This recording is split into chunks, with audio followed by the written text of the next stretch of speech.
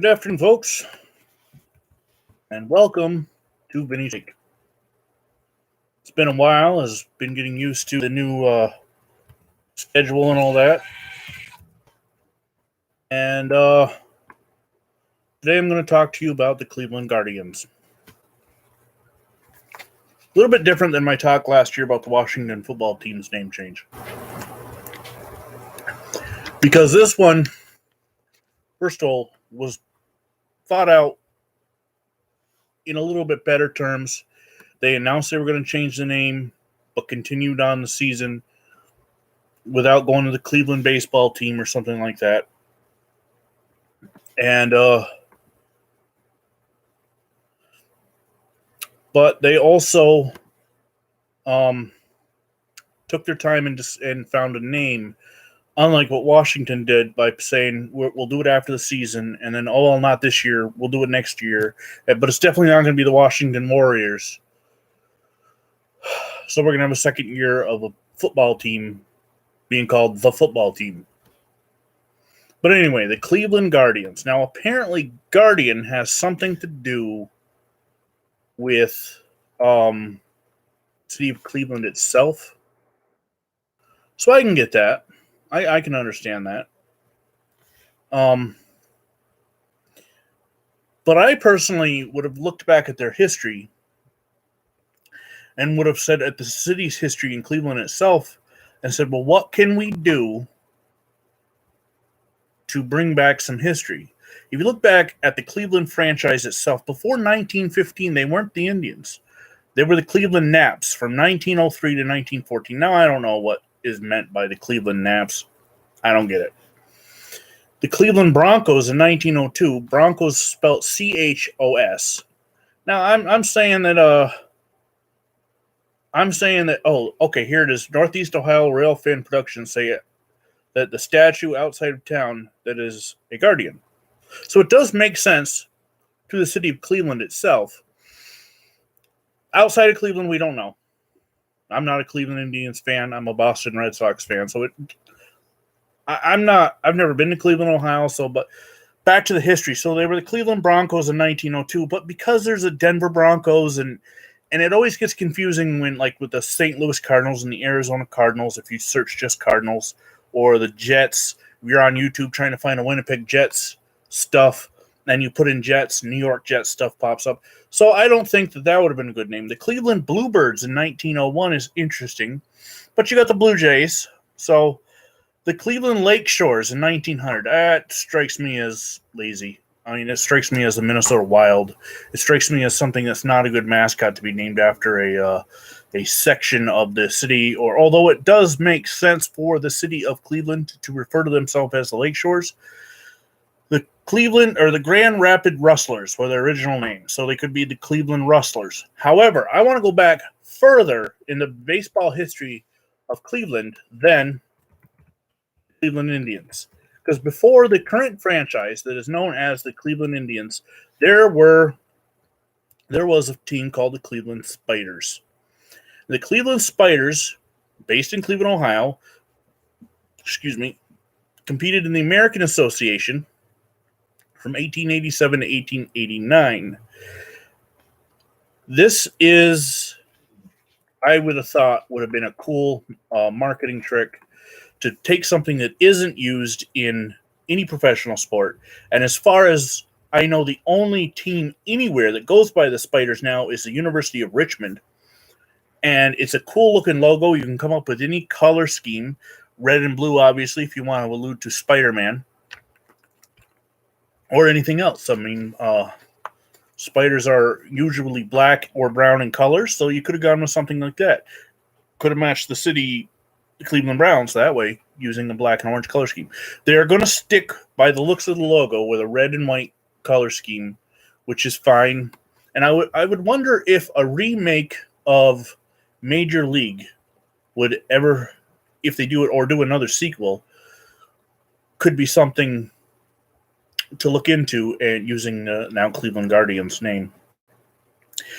The other thing that I hope does not happen is what happened with the Washington football team, is that the NFL and the Washington football team itself seems to pretend that that the Redskins moniker never existed. If you look at the current NFL site and you look back at past league champions, in 1991, in 1987, and 1983, they list the Washington football team as the Super Bowl champions. That's unfortunate because they were known as the Washington Redskins. And I don't want to get into connotation, whatever, but you cannot change history just to suit the beliefs of today. It happened. There's video evidence it happened.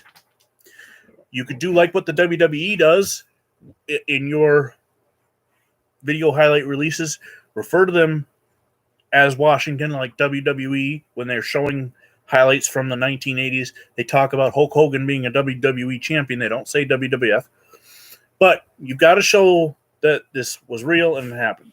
Now, there's a lot of people upset because of the political connotation that's going on. I understand that.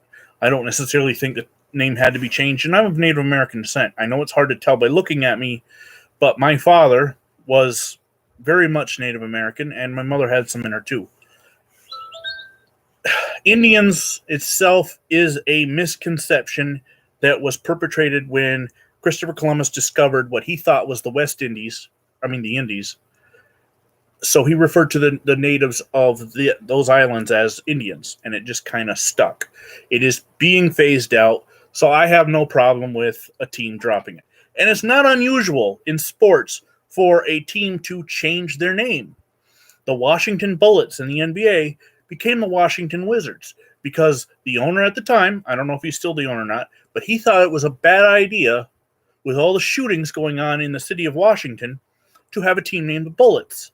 In 1963, the ownership of the New York Titans changed, and the new owners came in and said, we need a fresh start. Sonny Werblin and his group said, we need something to liven this up, and what better than to take off and be called the Jets. It did get them one Super Bowl win. Hasn't done much good since. But it's happened. It was much more common in the earlier 20th century, like the New York Yankees are. They started out as the Highlanders. The Boston Red Sox were known as the Boston Americans.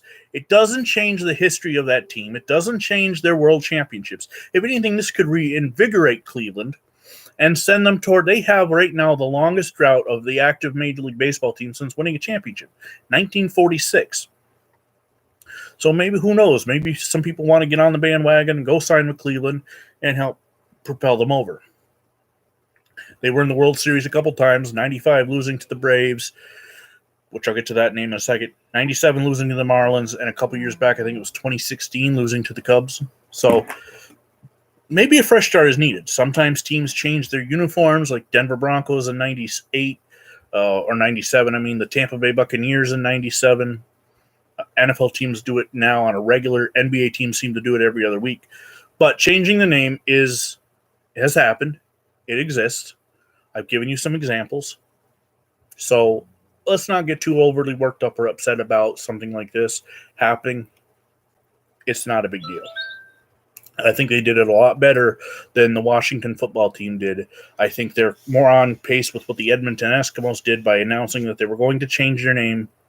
They didn't have a season in 2020, so they were able to research, look around, figure out something that fit the city of Edmonton, and they're going to be the Edmonton Elks, which is a little bit tough to say, but that's the Canadian Football League. Now, the remaining names that are tribute to Native Americans: the Atlanta Braves, the Kansas City Chiefs, some feel the Warriors, which would be Golden State. But Warriors can mean a whole bunch of different. There are warriors in every culture and every aspect of the world, so I don't think that that's involved. The Kansas City Chiefs, the Atlanta Braves in particular, I don't think need to be changed because unlike Redskins and Indians, there is nothing that is overtly critical about either name. They both show strength. The Chiefs are the leaders of the tribe.